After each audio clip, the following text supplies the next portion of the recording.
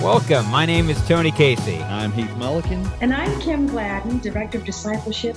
I'm so glad that you're joining us for today's discipleship webinar.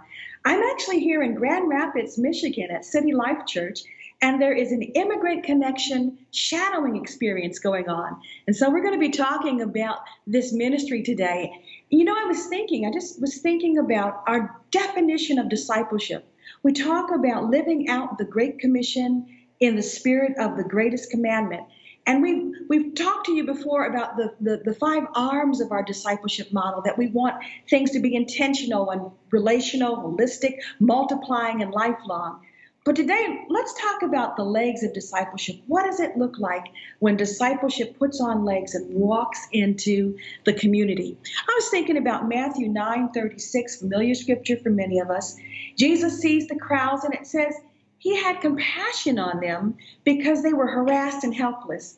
And Jesus just wanted to walk right into that and minister to that need. And when I think of Immigration Connection, that's what they're doing. So today I'm excited about today's webinar, and I've got Zach Szmara with me. He's going to be sharing so much with us. But before we do that, I want to have you be able to be a part of this conversation. So Heath, why don't you tell our viewers how they can join in? Well, if you're logged into your YouTube or your Google account, then a chat room will pop up to the right of the video that you're watching. And throughout this webinar, we're going to be having an ongoing conversation in there, but we also want your questions. So if you've got a question pertaining to Immigrant Connection or specifically for one of our presenters, we want to be able to ask that question for you. So thank you for your involvement, and I look forward to a great conversation today. So let's go back to Kim, who's with our first guest. Well, our first guest is Zach Szmara. Zach is not only the pastor of the Bridge Wesleyan Church, but also our national director of Immigrant Connection. And I like to call him the face of Immigrant Connection. So take a look at that face.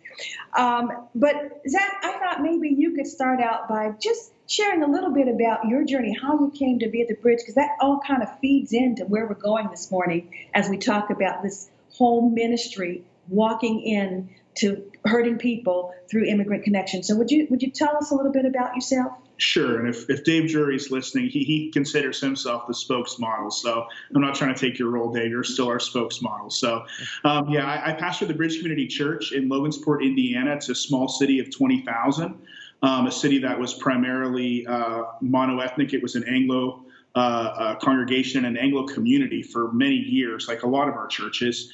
And yet it went through this radical shift about 20 years ago, where a population that was 99.7% Anglo now is 1/3% immigrants.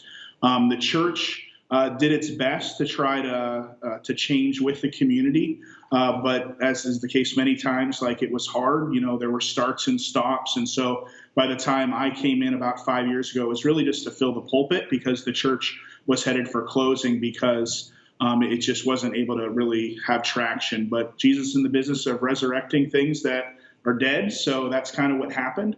And so we formed this multi-ethnic, multicultural, multilingual church family at the Bridge. But one of the first things we realized was our community of immigrants and refugees had lots of questions related to how they can kind of get through that maze or that labyrinth. And it was confusing. And my assumption, because the community had so many immigrants, was there has to be some place I can refer them to. Just like when someone comes to you, you're like, they need food, where's the food pantry? When they need counseling, you find the counseling center. So there has to be someone doing that. Well, there wasn't. About that same time, I think the Holy Spirit was kind of nudging Dave Jury and other leaders in the denomination to say, a lot of our communities are changing. How can local churches impact our immigrants? And we kind of formed a meeting. And a few of the people that'll be on today, like Jim Wood, were at that meeting. And we realized there was this path through the Department of Justice. So the government itself realized there was this need in communities. And if a nonprofit was willing to get education and experience related to immigration law, you could actually open an immigration legal service office within that nonprofit. So Jim and others were like, churches are nonprofits. Why not us?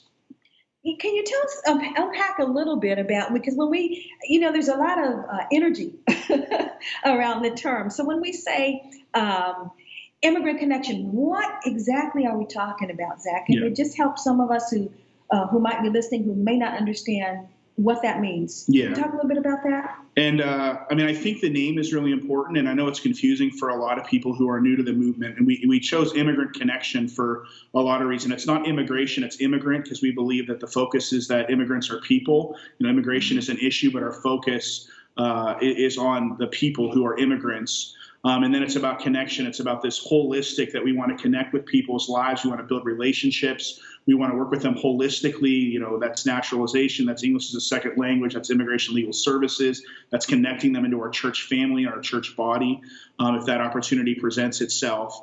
And so our sites, and what was unique about this movement is it's catalytic in the fact that in the first year and a half, my site was the first site that was able to be approved by the government. And that was a little over 3 years ago. That first year and a half, 4 sites opened.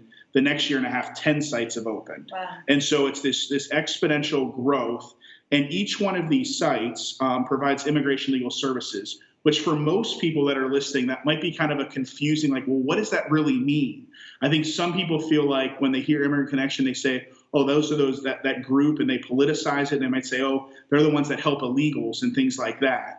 The reality is we help all different groups of people. We help U.S. citizens who may have married an immigrant be able to help that person. We help families that are split apart geographically apply for people. We help refugees become legal permanent residents. We help kids that arrived here as children get DACA. So whether you're a U.S. citizen, whether you're an immigrant that is documented, or whether you're undocumented, Immigrant Connection kind of stands in this place where we don't just serve one population, we serve the whole population of both immigrants and U.S. citizens as they kind of work through this labyrinth. I think one of the ways that I have found that helps people understand what we do is, I think a lot of people on the call would say that at one point in your life, you might have been able to do your taxes yourself. Like when I just was a pizza delivery driver, I could handle that. But now that I wear multiple hats and I'm clergy, it's like I need some help, because I don't want to pay the government too little or too much. I want to follow the law. That's what we do at Immigrant Connection. We help immigrants. It's very confusing, and they want to follow the legal pathways. And it's hard to do it on your own. The paperwork is difficult. The process is difficult.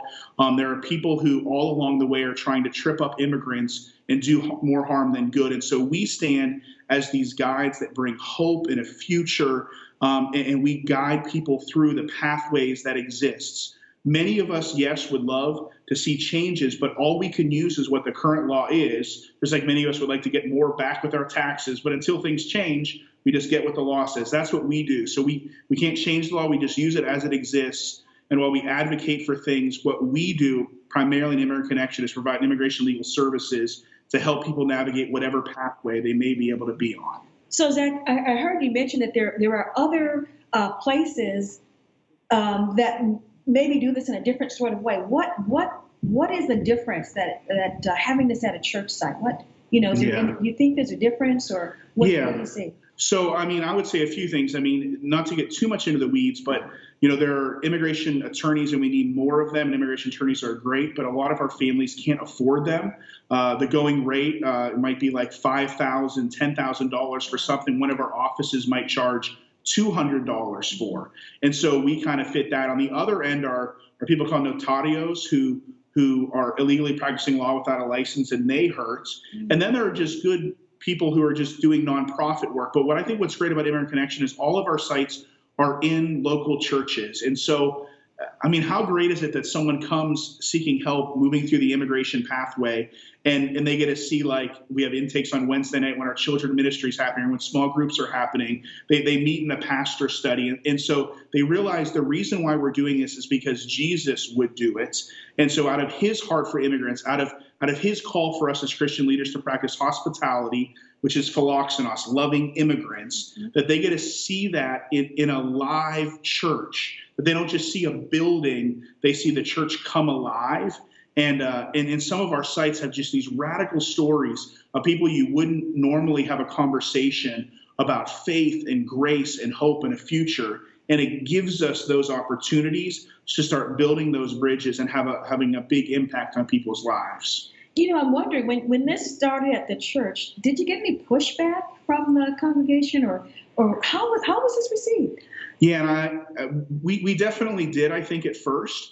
And I think one of the things is on a lot of issues when it comes to issues that have been politicized or are in the news. I think my role as a pastor is to help people think biblically about them. Mm-hmm. And so sometimes that's difficult. Sometimes people would say, oh, you can't talk about that. That's a taboo topic, or it's off limits. And we feel like, well, Jesus talked about it, so we can talk about it. And I think people on multiple sides of a pretty wide spectrum, when they understand what we do, why we do it, and they start seeing through a lens of faith and a biblical perspective, regardless of where you sit, they champion us and they want more Immigrant Connection sites because they realize what we are doing in providing hope and a restored future for immigrants if we can. And when we can't, and at my site especially, there are a number of people who I have to share the truth of the situation, which is under current law, there is no pathway. So there's nothing we can do until we get change. But even then, we'll become bearers of truth where we're saying, don't waste all your family's money, don't buy into the lies, but we want to give you the truth of the situation to say that right now, there's nothing that we can do, but we will walk with you even in that difficulty. Well, I think that's beautiful. I'm wondering, do you have like a heart story? What is it that's kind of just stirred your heart, or even a story from some of the churches who have been involved in this ministry? What are some of the stories that help us put a face or help us put a situation onto what happens? I think for me personally, one of my first clients ever was a victim of violent crime. She had been assaulted, and you think of she had lived with that for a long time, and it was confusing, and why would God allow this to happen? Mm-hmm. And she didn't really have any answers and really wasn't engaged in a church community. And in our office, there's the opportunity for a U visa for victims of violent crime. And it was unique that at the darkest moment of her life, God was able to restore and redeem that. And I wish it would have never happened, but we were able to use that very terrible time, a dark night of the soul, in a very real way, and bring hope and a future for not only her and her daughter. Her daughter's now enrolled in school. They attend our church. We're really close with them. But she always shares about how special it was that it was in a church that avenue of redemption became a reality. And I think personally, I often share with people that selfishly, when you're in the waters of baptism with someone, that's just phenomenal to be on a front row seat of seeing what God can do in giving this restored future. But the same thing when we have immigration paperwork that's approved, it's where there was no hope, where there was animosity and hatred and confusion and a barrier, all of a sudden you're on the front row of seeing this whole new life kind of form in front of someone, and you got to be a part of that. I mean, it's just such a great purpose to be able to say, we were a part of seeing Jesus make that way where there seemed to be no way, and celebrating with for sure, that person. Mm-hmm. You've also mentioned to me that Immigrant Connection can play a role in community development, and can you unpack that a little bit of how that would happen or how that would look? Yeah, I think for me, I love my city, and I believe that Jesus has a version of my city, and I want to be about bringing his kingdom, and so I want his version of my city. And so I'll be involved in that in as many ways as I can as a local church pastor. But Immigrant Connection allows me to serve my city, especially in the midst of these changes, in a leadership role. There are many times where faith leaders aren't in certain parts, but I'm always invited to those meetings because I run Immigrant Connection. And so I'm in the schools and I'm in city meetings, and I sit with leaders because this is this holistic, making a difference in bringing transformation. And so we now are at we almost closed 5 years ago, and now we're this central hub of the community, primarily because of how we are known throughout our city and our region as this church where cultures come together and diversity is celebrated, and we serve people who weren't usually served. And so we have the respect and trust of the immigrant community, but also the majority population looks at us and says, help us learn more about this, educate us so that we can know more about how we can change as a community. Because sometimes, when communities change, churches flee. Yes. But if we'll be in the center of that change and say, we can see how the Holy Spirit can use this change to help the kingdom break in. I mean, that's been huge. And Immigrant Connection really has helped us have those eyes to see how we can actually do that in a practical way. Zach, if say a church is out there and they're thinking about, hey, this is something I'd like to be involved in, what are some of the questions that church should be asking itself? What are some of the things that maybe they should, before jumping in, think about, or how would one get involved? What should they be thinking? What questions should be coming to the forefront?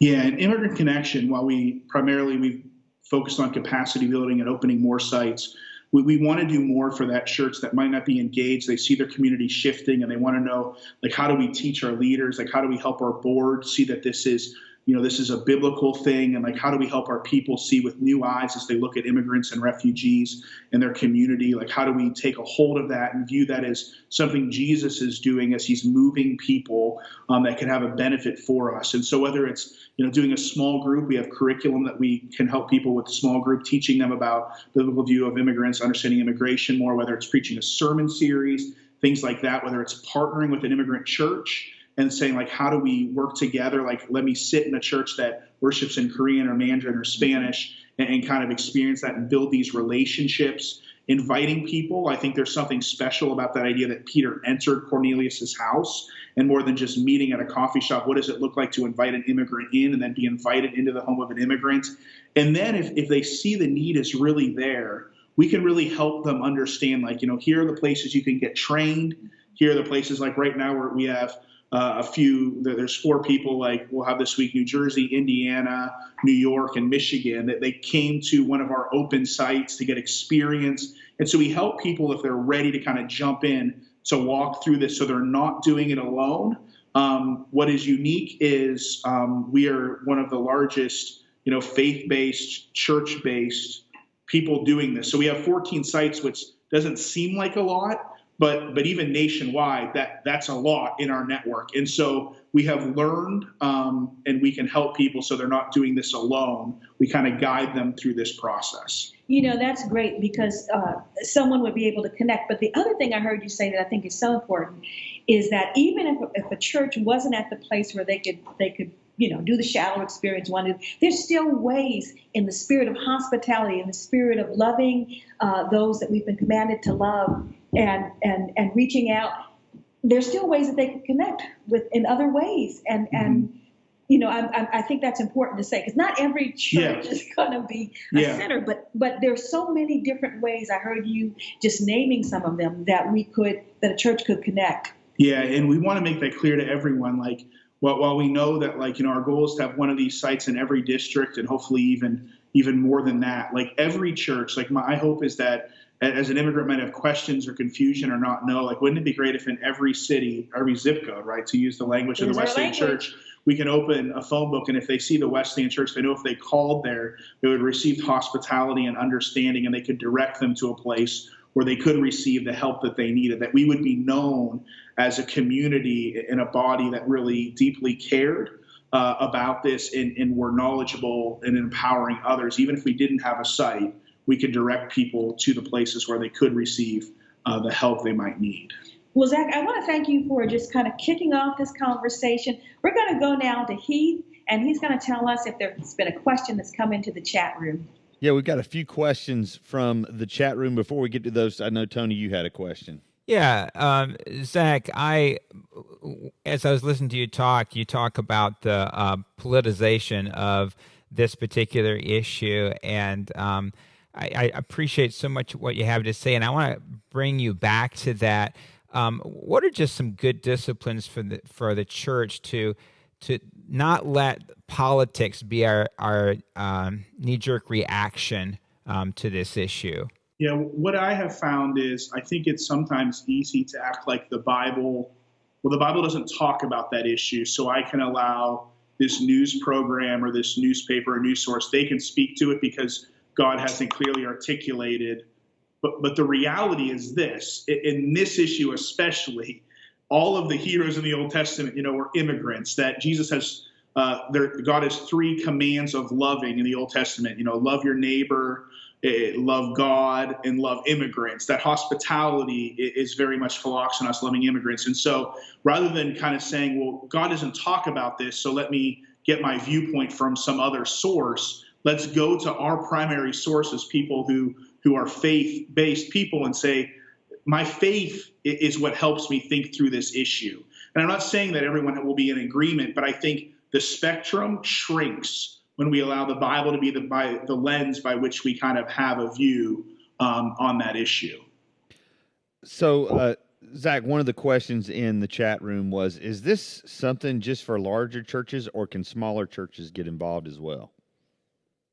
Great question. I personally believe the reason why God allowed our church to launch first was because he removed all the excuses. We were only running about 25. We didn't have any full-time staff. Our facility wasn't the best. We were in a small community. We didn't have nothing. So any of the excuses people might have, I'm not big enough, we don't know who will run this. The reality is God has already taken all those excuses off. And out of our 14 sites, there are a few that are larger than 150, but most of them, when they started, were churches under 50.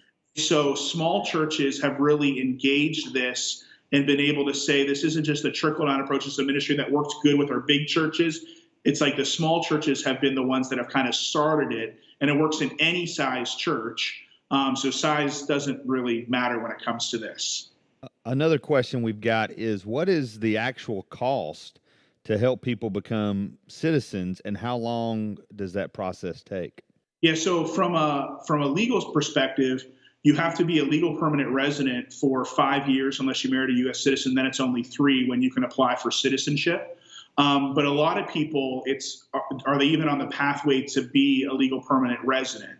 It doesn't matter. I think a lot of the people in the majority population think, well, I have a neighbor that lived here for 30 years and they have 3 U.S. citizen kids and they pay their taxes, so make them a citizen, Zach. And I'm like, well, it's a lot more complex than that. There are pathways that are hard to get on to become a legal permanent resident. Even after that, you have to wait 5 years to become a U.S. citizen. The cost for the application is $725 kind of to the government. What people don't realize, one of the things is, our post office loses money all the time, and but U.S. Citizenship and Immigration Services, it pays for itself through forms. And so forms, some people listening on the call might have become citizens from Canada or some other place, and they're like, hey, when I paid, it was only $300. It's like, no, even in a few years, it's jumped to $725. And then if they go to an attorney, there's a huge fee on top of that, where our sites usually only charge about $150 to help. Right. Final question from the chat room, specifically for you, Zach, is how frequently does this fall on your plate, that it looks like on the website there are regular office hours for the Immigrant Connection, but is this something that is it typically jammed, or is it a sporadic thing? But what's the pace of you working with immigrants? Every site has a unique context. The first 3 sites to open were one in Indiana, one in Kansas, and one up here in Michigan. And each one of those 3 that have been in existence for a few years now has regular office hours that are usually really full. In fact, we have some full-time other nonprofits that don't have the caseloads we have. So it can become very busy. We'll talk about this a little bit more, I think, when Jim's on. But this is a revenue-producing ministry, and so when they get busy, a lot of times they're producing revenue enough that each one of those sites has a paid staff person that helps run it. So it might be open for intakes, maybe 20 hours or 2 days a week, but there's someone there that is getting paid, not through tithes and offerings, but through the revenue of Immigrant Connection to be there. But when you first start, a lot of times you're helping 1 or 2 people a week occasionally as you're building the relationship and the trust, and it's something that you kind of do on the side. And if you're a pastor thinking about doing it, realize that when God takes this ministry and it takes off, at some point, wearing both those hats will be difficult. So you'll want to bring someone else on board, like a lay leader in your church or another volunteer who can really help, and then you would help out and both kind of serve in that way. Absolutely. Well, we'll be hearing a little bit more from Zach at the end of the webinar when we kind of wrap things up. Tony, let everybody know about our next guest. Alrighty. Our next guest is Adam Lipscomb. Now, Adam and Christy are the His wife, Christy, are the co-founding pastors of City Life Church in Grand Rapids, Michigan. He and Christy have been married since 1998 and have two sons, Jude and Elijah. They're both graduates of Indiana Wesleyan University and Asbury Theological Seminary. In his spare time, Pastor Adam enjoys running and relaxing in a hammock. Pastor Christy is a big fan of Downton Abbey and has a goal to read all the Newbery Medal books. It's our privilege to have Adam with us. Adam, welcome to our broadcast today. Thanks for having me. I'm excited to talk about this. All right, so you're involved with Immigrant Connection, but you have been active in justice work, multi-ethnic work for some time. So give us, your previous history, and then talk about how that kind of dovetails into Immigrant Connection. Sure. So City Life, the church that I pastor, is 11 years old, and we are our vision is to be a multi-ethnic church. We live in target neighborhoods that are about equal thirds white, Black, and Hispanic. And so it's always been on our mind to connect with the people in our neighborhood. And in Grand Rapids, there are a lot of refugees that are resettled in GR. So we have always had a desire to connect with that portion of our neighborhood, and have just through living in the neighborhoods and community connections had personal relationships with immigrants. But as a church, even before we started Immigrant Connection, or even before we started worship services, we had a ministry kind of fall in our lap. There were some missionaries from Bosnia who were teaching citizenship classes to Bosnians here in Grand Rapids before they headed overseas. And so they started coming. They were part of our startup group for a while, and they handed off this ministry to us. And so we would teach citizenship classes, which just prepared people with civics knowledge that you and I might have learned and forgotten from fifth grade. Yeah. For the citizenship test. And so we ran that for years, mostly because it was fun. It was a great way to connect with our neighbors, so it had a missional component, but it was also just incredibly fun to connect with folks from other cultures. We'd always have a meal at the end where people would bring dishes from their countries of origin, and we would share together in that. And so we did that as just a fun ministry for a long time, not knowing that it would develop into eventually a legal office as part of the church. So for you guys, it was almost kind of a natural evolution then. I mean, I asked you the question, how does it dovetail into the Immigrant Connection? For you guys, it sounds like it was just it just eased you right into it. Yeah. Zach took a little bit of convincing with me to actually take the leap to do an Immigrant Connection site. I was nervous about it at first, honestly, but we did have this history of having relationships with immigrants that started out with just these classes, ended up turning into some advocacy work. I was part of a church planting group that included immigrant pastors that were church planting in West Michigan. And so all those relationships kind of built a desire and a heart for the immigrant community before we launched Immigrant Connection here. Yeah, it's cool to hear about it on this end because you can, when God's unpacking things at times, you don't see it in the present, but as you tell the story, you can just kind of see how God was setting you up. I know that you have been involved in the area of advocacy. Take some time to explain that to our viewers, what that is, and perhaps even give us some examples. Sure.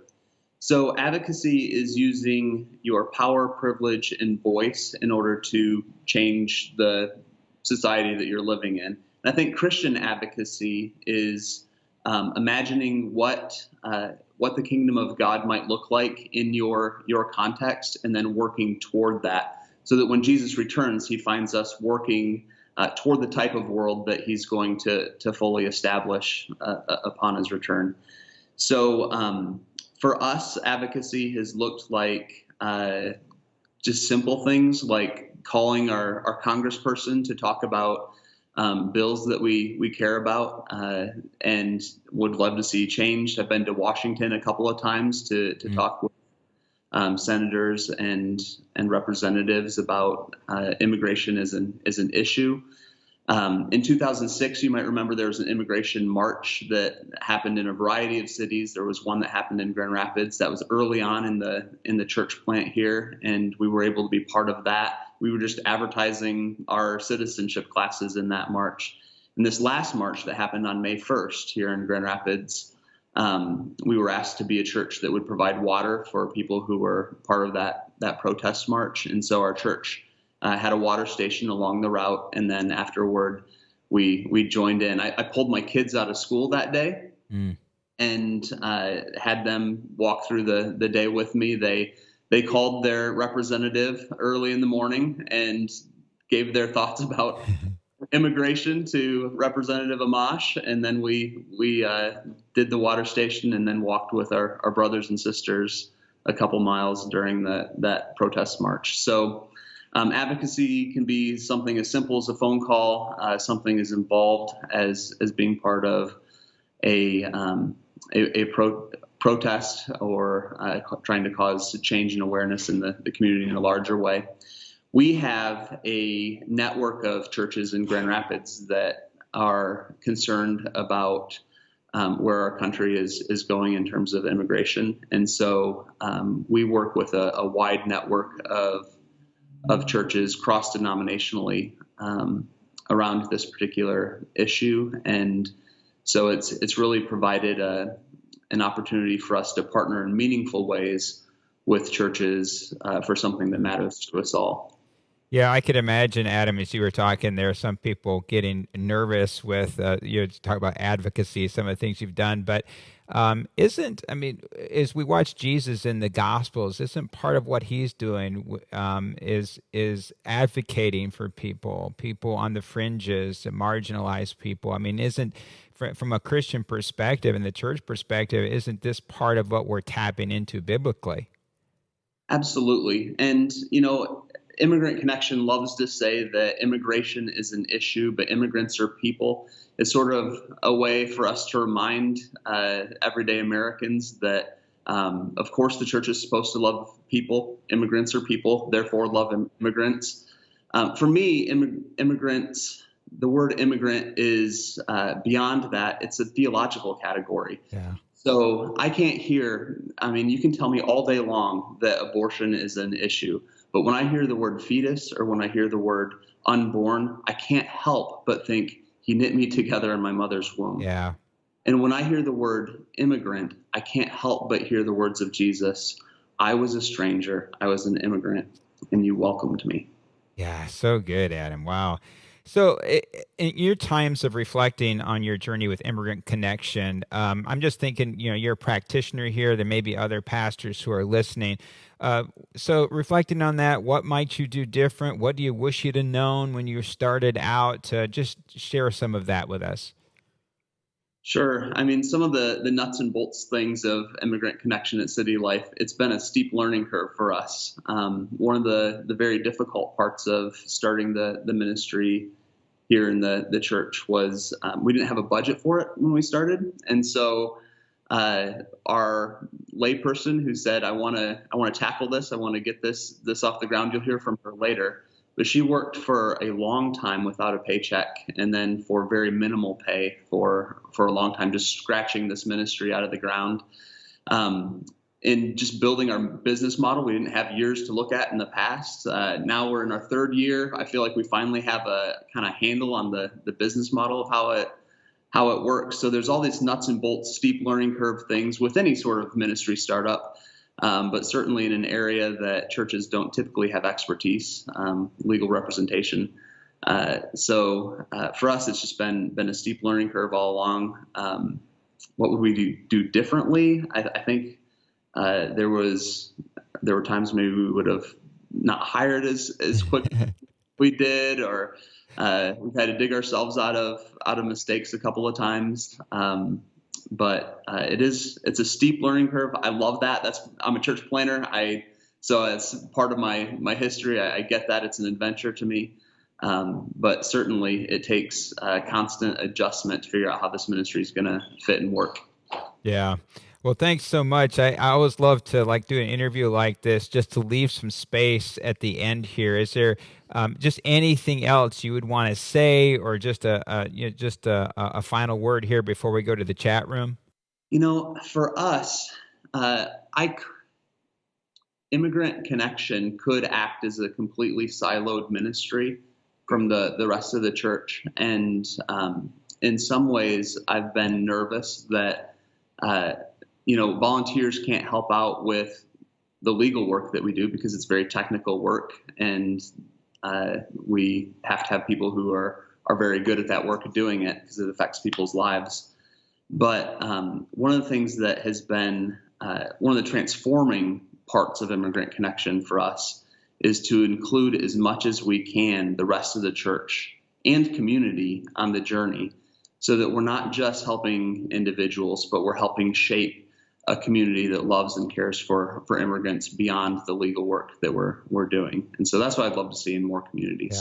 Yeah, that's good. Hey, just hang on there. I think Heath has some questions for you out of the chat room. Yeah, we've got a question from Naoma Bird, who asks, what is required for setting up citizenship classes at the church? So there aren't any legal requirements for setting up citizenship classes. You're just preparing people for an interview. So we put together some material that we share broadly with the other Immigrant Connection churches, and I'm sure that if you contacted any of them, they could pass that along. But for us, it looks as simple as there's typically a teaching portion in which we teach certain things: how many representatives are in Congress, how many senators, how many states do we have in the United States? Those sorts of questions. We have a teaching section, and then we have a tutoring section where people work one-on-one with people, working through the answers. It's like quizzing a teenager for a test. That kind of an interaction. So it's not hard for us. It's I can't remember, 6 to 8 weeks long. And it doesn't take any legal requirement. It just takes willing people who are willing to sit down with folks from a different culture who maybe who sometimes English is a second language, and just help them through figuring out how to answer some basic questions. Adam, there's so much misinformation out there about immigration and about immigrants.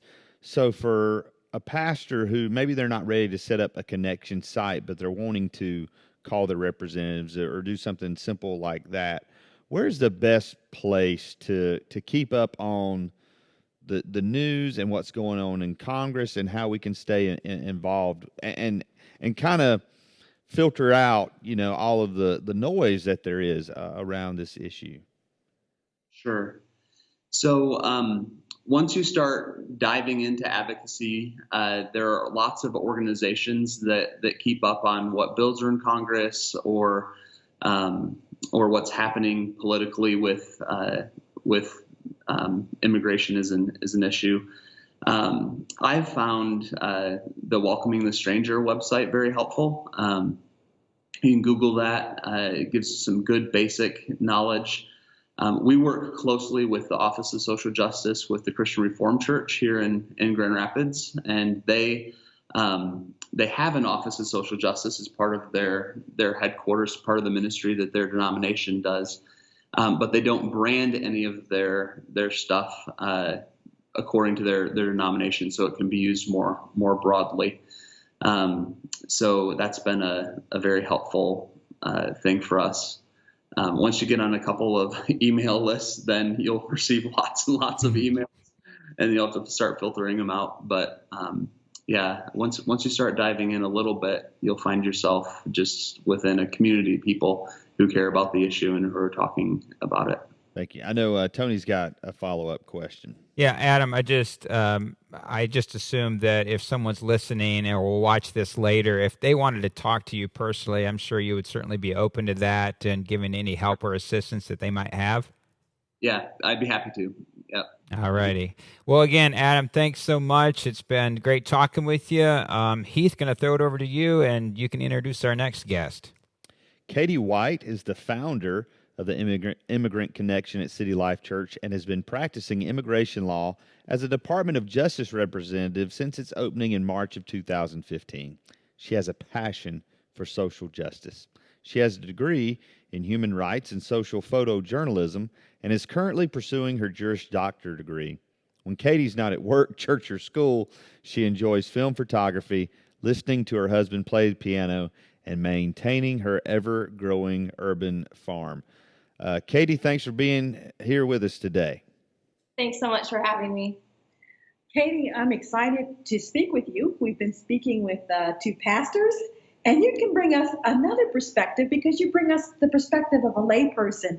And so I'd like for you to just tell us what drew you to Immigrant Connection and what sparked that passion and what perspective do you bring as a layperson to this issue? Yeah, so I will say that a lot of how our Immigrant Connection site began was God inspired and God motivated. I have always had a passion for justice. I have a multiracial family, and so we've just witnessed and experienced a lot of personal discrimination. And so when I went to college, I started studying structures of oppression and structures of injustice and just got really excited about that. I did not know what I was going to do with that. I didn't really have a plan for after I graduated of how a human rights degree would matter in the real world. But I knew that I cared about it and I knew I wanted to know more. So this really happened. Adam said, hey, there's this thing. We think maybe we could do it. Do you want to do it? And I was like, sure. So I didn't really know that specifically I was going to be drawn to a ministry that dealt with immigration and immigrants specifically. What's really unique is that, and some of this I'm relaying just based on hearing the pastors talk. I hear usually when you're starting ministries at churches, you're looking for people who are ministers or have an MDiv. So if you're going to start a youth ministry, you hire a youth pastor. Well, I don't have that background, and I don't necessarily want to be that kind of a leader in a church, although they're fantastic. And this ministry, I didn't need that. So it's a service ministry. We focus on renewing our community and serving immigrants. And so I still, quite honestly, I'm learning so much from just listening to Zach and Jim and Adam talk about how churches work. And I get to focus on providing good legal services, serving immigrants, being a part of the church. I've certainly learned a lot about speaking about the Bible and how that relates to immigration, but I don't have to preach on Sundays. So it's a pretty sweet deal, in my opinion, because it gives me more time and energy to focus on my area of ministry, and specifically the legal issues and serving clients. I think what you said is so important about just here's an opportunity for lay people. And sometimes lay people get the idea, well, if I don't sing, if I don't preach, if I'm not volunteering in the children's ministry, there's no place for me. But you are in law school, right? Mm-hmm. And just making that room for all of the gifts of the laity to come forward. And then your heart was captured. Would you be, we heard Adam talk about a strategic volunteer who didn't get paid for a long time. Would you be that strategic volunteer? I am that strategic You're volunteer. You're that strategic volunteer. Okay. Yes. So I wanted to acknowledge that. That is me. That would be you.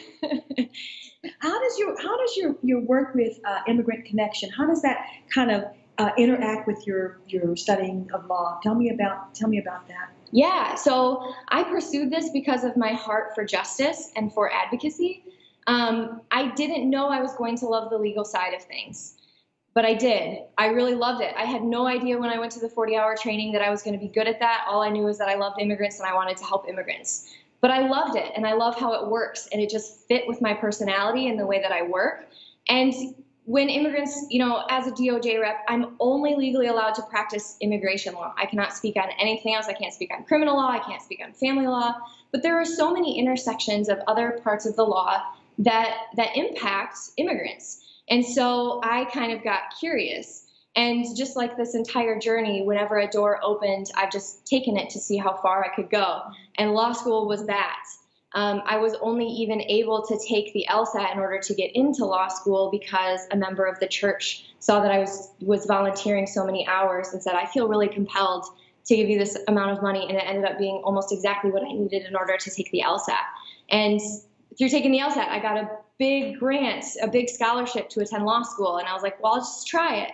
And it's difficult to work full time and go to law school, but everything that I learned at law school and all of the skills, they transfer over, the critical reading, the critical thinking. And so it's just been amazing to see something like, even after I was pursuing being a DOJ rep, I didn't know I would continue to pursue the legal side of things.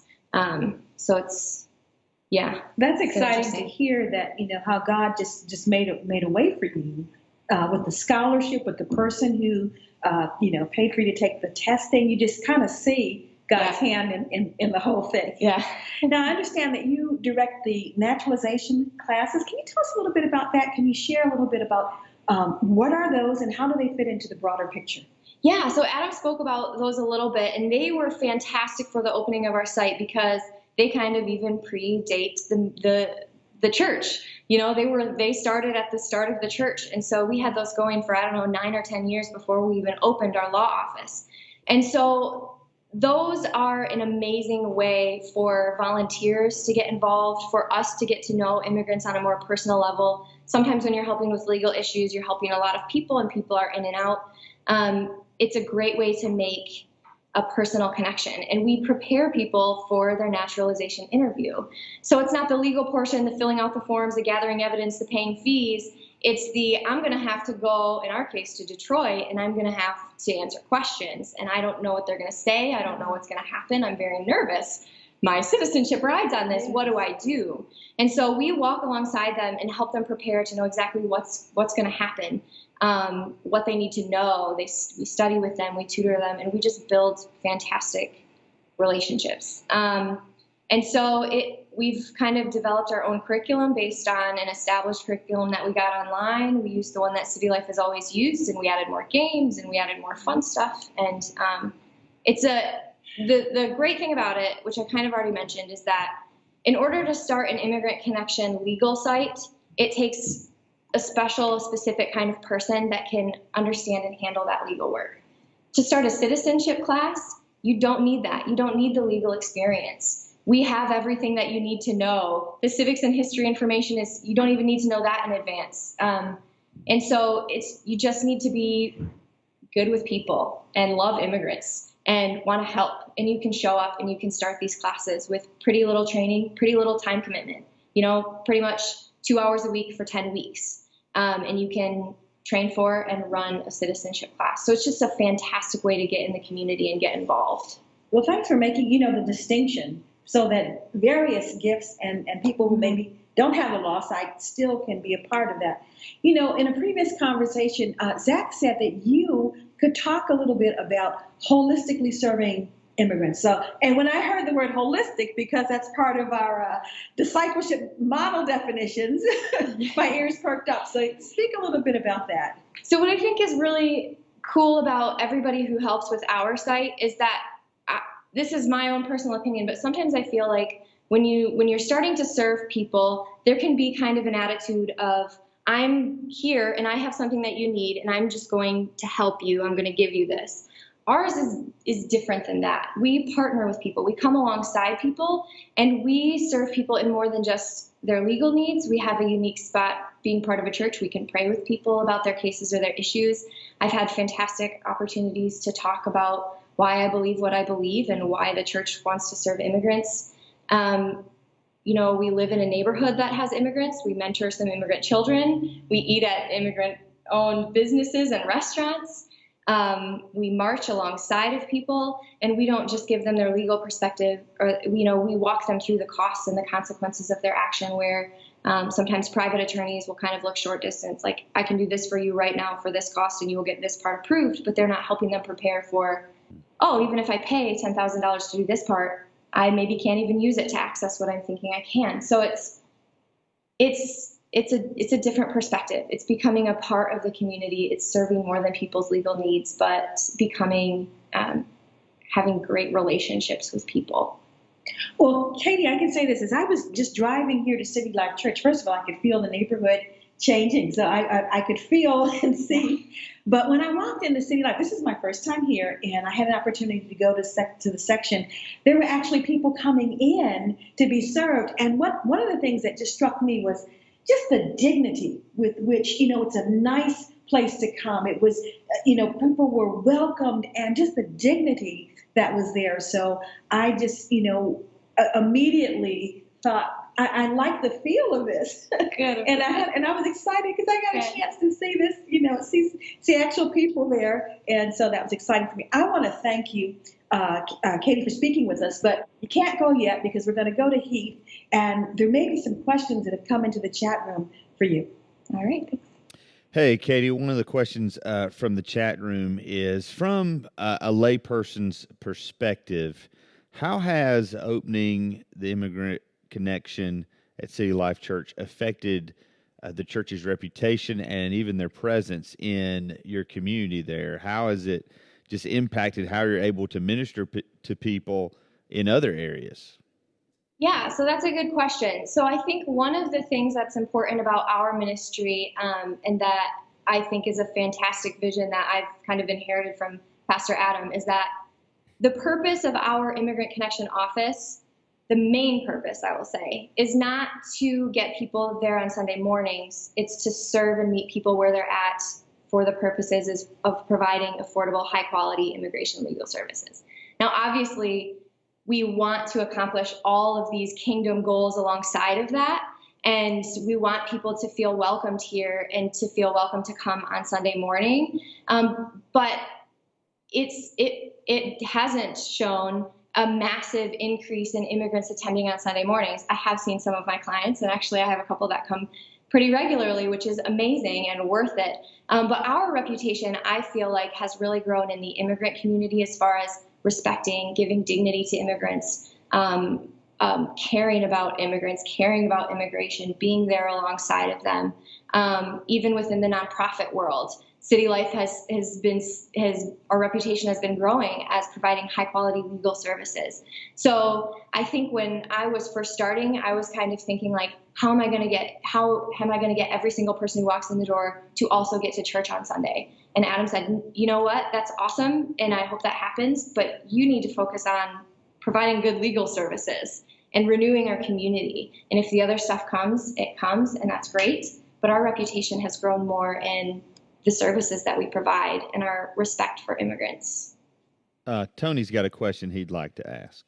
Yeah, I loved it. When you first started out, I heard you talking law, and I thought, well, what about a layperson that, is not versed in that? And then you went right into it. You said, hey, citizenship classes, you don't have to. I'm still trying to kind of listen with a layperson's ear. So even with the citizenship classes, if someone, they're a layperson, like, well, I don't really know that I want to lead something like that, but yet, their heart's burning within them right now to say, I really would like to get involved. I mean, for lay people, there are other behind the scene things that they can be involved in. Yeah, I mean, it can be difficult to plug in volunteers if you have an Immigrant Connection site that's near you. Because when Adam mentioned this too, some of the technical work, it just takes a special kind of person. And maybe you're a volunteer who has those skills, and that's fantastic. We have utilized volunteers for helping us run ICE preparedness workshops, so teaching undocumented immigrants their rights and how to respond to immigration enforcement if they come into their neighborhood or place of work. We've utilized volunteers for things like flyering. That has turned out to be one of our best ways to get clients to know that we're here. And so we can send out volunteers to hang flyers in all of the local laundromats and restaurants. There have been some administrative things like helping us answer phones. Translation is a big one. If you speak multiple languages, there's always a need for translation. So there are some ways, I would say citizenship classes and maybe some ICE preparedness stuff. If you have someone who understands the legal processes and can help train you to do that, those are good ways to get involved. We have a question from Tom Holloway in the chat room. Was there something that prepared City Life Church before they jumped into this? And in a church culture where there can be pushback with people who disagree politically, how did you guys navigate some of that? This is also a huge benefit to being a layperson. Adam did a lot of that work. I did not have to do that work in our church. He and Christy, they prepared the church. And I just got to work with immigrants. It's fantastic. And even when a lot of these political changes are happening and other pastors and other people have questions, I'm like, you can go talk to Pastor Adam. He will have answers for you. So they did a lot of prep work within our church. I mean, City Life Church, I feel, just being someone who attends the church, Adam could speak better about this as the pastor.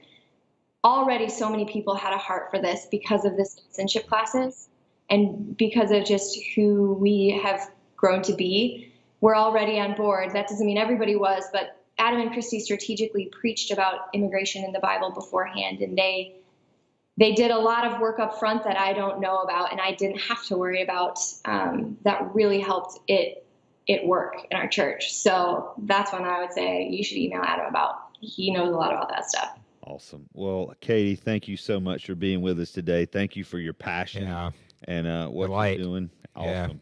Yeah. Tony, we got another guest with us. Yeah. So our next guest is Pastor Jim Wood. Jim serves as the lead pastor. He shares in preaching, teaching responsibilities. He oversees the Olathe Wesleyan Church Management Team that's comprised of Olathe Wesleyan Church Campus, Kids Zone Learning Center, Mosaicon, man, I hope I said that right, Mosaicon Comunidad de Fe, Immigrant Connection, and the Counseling Center. Additionally, Jim serves with Pastor Serve, an organization which assists pastors and churches in reaching their full redemptive potential. Hey, Jim, welcome today to our broadcast. Thanks, Tony. It's great to be here. Hey, it's good to have you. So in preparing for today, I talked with Zach, and he assures me you have a wealth of information that you can give us. There are people that he talks about in this movement, and here's Zach's phrase. He calls them rock stars, and so you're one of them. Let me ask you, what initially drew you to Immigrant Connection? Yeah, for me, it was probably a convergence of several things. First, in 2008 or 2009, we had planted a church called Mosaicon, Comunidad de Fe. In that process, we started offering ESL classes just as a way to kind of connect with immigrants in our community, specifically Spanish-speaking immigrants. As a result of that, our church began to develop a heart for immigrants. We began to know immigrants by name.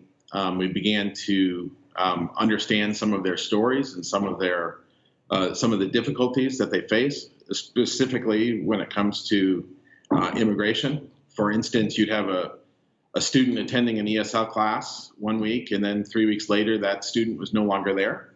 And then a few weeks later, you'd find out that student had been deported and that their 3 kids were still living in our community with their aunt. And all of a sudden, you began to have a different view of the immigration system. So that was happening. We also, I was also serving on a committee in our city called the Olathe Latino Coalition, and that committee had done some research in the community. They were it was a committee that was empowered by the mayor, and the mayor asked, we want to make Olathe a place that's welcoming to immigrants. We want to be a place that's friendly towards Latinos. And they did a research. They surveyed the Latino population in our community, and 75% of the people surveyed in that survey said that the number one greatest need in our community was affordable legal immigration services. An opportunity presented itself for me to go for the training, and we started down that road.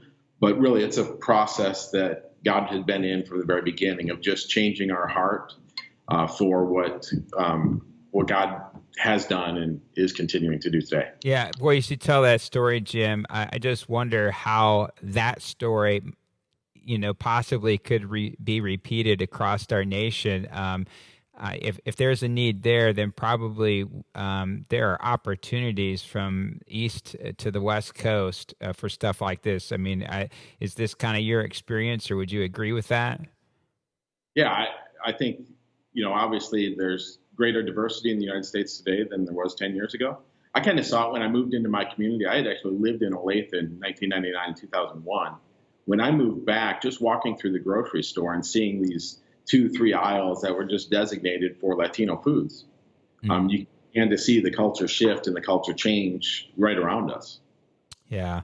In my conversation with Zach just leading up to today, he talked about financial stewardship and church planting and said that this is an area that he really felt like you could speak to. I know that you have definite thoughts and how Immigrant Connection can be financially sustainable, even to the point of providing a revenue stream, feeding into church planting. So just take some time and speak to that. Sure. I guess when we first started Immigrant Connection, for me, passionate about church planting, passionate about trying to start new works in new communities, understanding church planting well enough to realize that one of the difficulties in church planting is you burn through resources on the front end very quickly when you hire a planter to go into a community and there's no revenue coming in. You can just burn through a lot of capital. And so looking for specific ways that an organization, that an individual could move into a community, could begin to generate a revenue stream so you weren't blowing through a lot of capital up front, and at the same time meet a very diverse population, a diverse group of people who might give you the opportunity to develop relationships with people in the community from kind of a multicultural perspective, specifically when we're looking at planting churches back in the inner city core.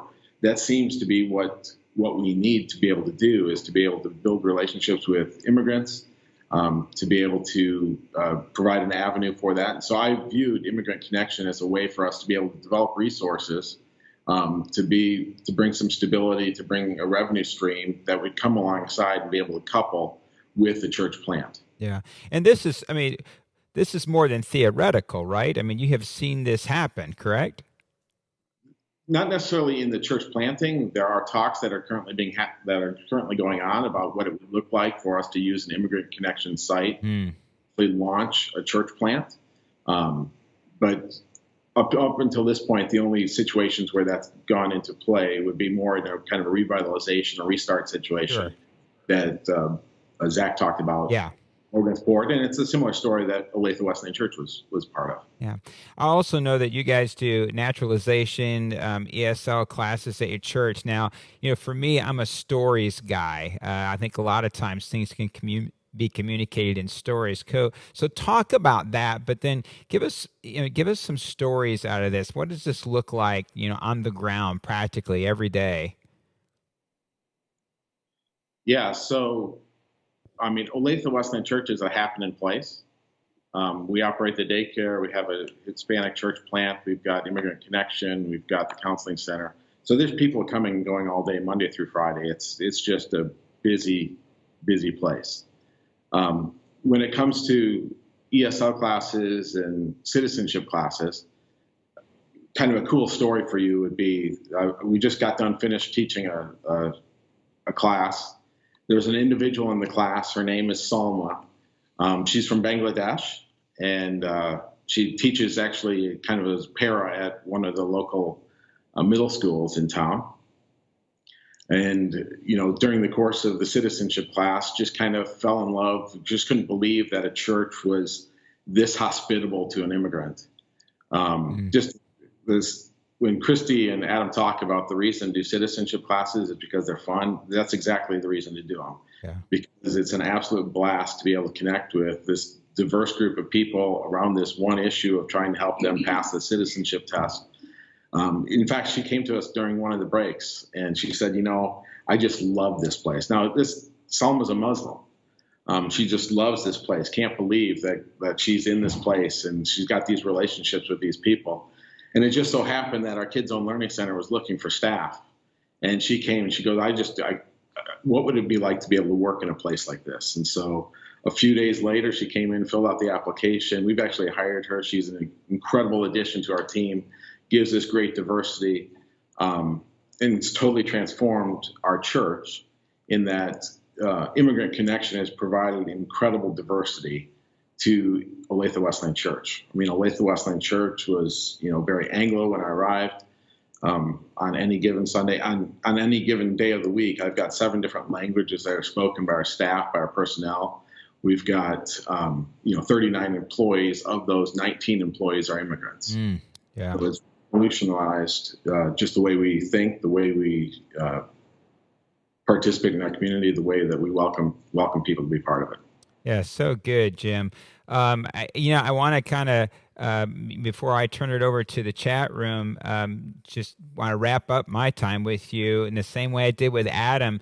This is my softball question to you. It's a free for all. What else would you want to say to any of our viewers out there?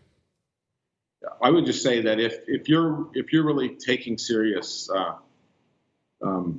just what the kingdom of God looks like, we all know that includes diversity.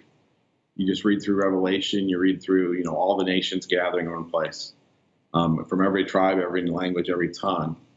At some point in the Wesleyan Church, churches around the country who struggle with this issue of immigration, this is a tiny issue compared to that one day that we're going to all participate, when all the nations come together, when people from every nation, tribe, and tongue. This is a great way to practice here on earth what it looks like to be able to live together the kingdom of God. Yeah, so good. Well, hang with us here, Jim. I'm going to throw it over to Heath over in the chat room. Jim, we got a couple of questions from David Norman in the chat room. The first one is, how fluent in Spanish is it necessary to be in order to offer ESL, naturalizations, and legal services? Yeah, from ESL classes, it's you don't have to be fluent in Spanish. You don't have to be fluent. Primarily, you're teaching English, and so most of our teachers don't speak Spanish. Now they're learning Spanish along the way, and that's kind of a cool thing. From Immigrant Connection sites, I've currently got a bilingual person on staff who can go into sessions and translate themselves, but it's not required. Some of our sites ask individuals to bring somebody with them to be able to translate, and that works quite well in some of our centers. We've got a unique relationship with Johnson County Community College where they actually send legal interpreters to our program to interpret for specific interviews that we might have. The other question was, we've been talking about Immigrant Connection. How long is the training to become a connection site? And what is where can people go to get that training? And then what is the pre-launch cost for that? Yeah, the minimum requirement is like a 40-hour basic immigration law training that would be comprehensive. Now, some area directors would require a little more than that. So if you're interested in that, you can go to worldrelief.org. They provide that training and specifically partner with the Wesleyan Church to be able to do that. Heath, I'm sorry, what's the next part? What is the cost for becoming a connection site? Yeah, I mean, I think the operating costs are fairly minimal for a new endeavor. The requirement would be the bare minimum requirement would be, having an office that could be used, having a locking file cabinet that could be used for it. There's some cost for case management software. There's probably around $800 a year. There's some costs for insurance, probably around $750, $800 a year for insurance. Additional costs would be associated with kind of developing a legal library. So that's one of the requirements. And so you probably spend $1,000, $1,500. You should be able to operate and open a site under, right around $5,000 to kind of be up and running from the beginning. Awesome. Well, Jim, thank you so much for being with us today. We really appreciate your time and we appreciate your ministry. If you're watching today, a lot of people in the chat room have asked, where can we go to kind of get started? The Wesleyan Church has an amazing website to kind of list what's happening in the Immigrant Connection movement. And the website is www.wesleyan.org/ Immigrant. Now, before I throw it back to Tony, we want to take a moment and thank the great folks here at Southern Wesleyan University for hosting our end of the webinar. The other end's been coming from City Life Church there in Grand Rapids, Michigan, but Southern Wesleyan, always a great host here. Man, great to work with. So, Heath, good being with you again. Yes, great sir. being with Kim. And before we close this out, we're going to throw it back to Kim and Zach and just kind of wrap this up. So from us here at Southern Wesleyan University, thanks so much. And thank you. We're so grateful for your participation. Zach, we wanted to just, before we close, anything else that you want to share or say to us on this issue?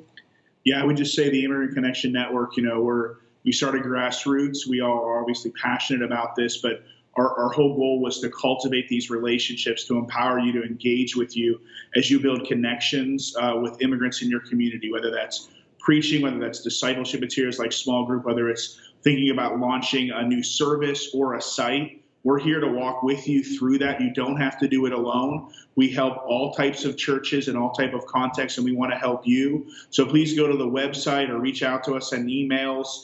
I'm on the phone a lot with local churches and pastors. Any way we can help. We just want to be a coach and a guide and a mentor and just come alongside. So no matter where you are in the process, whatever questions you might have, nothing's off limits. We're here to serve you. Zach, thank you. I want to thank all of our participants today for just taking the time to share with us. This has been a rich conversation, and I'm so glad we were able to have this conversation about Immigrant Connection. I want to thank our team in Greenville, South Carolina, and all that they're doing, Tony, Heath, and Matt. And we want to thank you for taking time to listen and to watch. And we are growing, we are learning together.